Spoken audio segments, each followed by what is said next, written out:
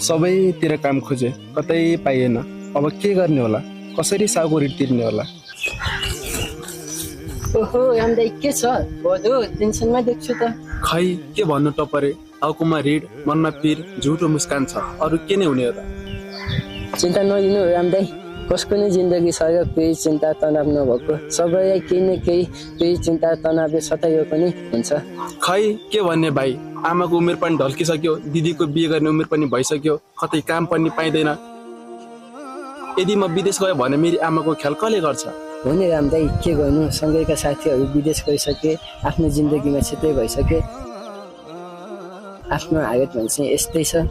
हो नि भाइ, अरूले देखेको जिन्दगी र आफूले भोगेको जिन्दगीमा धेरै फरक पर्छ। तर दाइ, हामी विदेश नगइकन यतै के गर्नुपर्छ, पसिना बगाउनु पर्छ, केही न केही त हो या नि। खै भाइ हेरौँ, सबै पैसामा बिग्न थाले, मान्छे बीच दूरी हुन थाल्यो। मलाई केही चाहिँदैन, बस मेरी आमालाई सधैँ खुसी राख्न पाऊँ। त्यो नै मेरो लागि सबैभन्दा ठुलो जित हुनेछ। सबैको चाहना त्यही त हो नि दाइ, आफ्नो परिवार खुसी राख्नु। कति यता आफ्नो परिवार खुसी राख्नुको लागि विदेश गएर ज्यान पनि गुमाए। यस्तै हो भाइ, देशका नेताहरू पैसामा बिगे, सोझा साझा निम्ख जनताहरूले दुःख पाए। एक छा खाना नपाएर जन्मभूमि परिवार छोडेर विदेशिन बाध्य भए।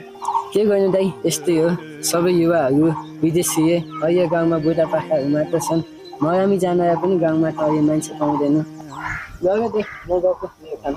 हुन्छ भाइ। अब ऋण कसरी तिर्ने होला? हे प्रभु, दुखीलाई दुखै दुख,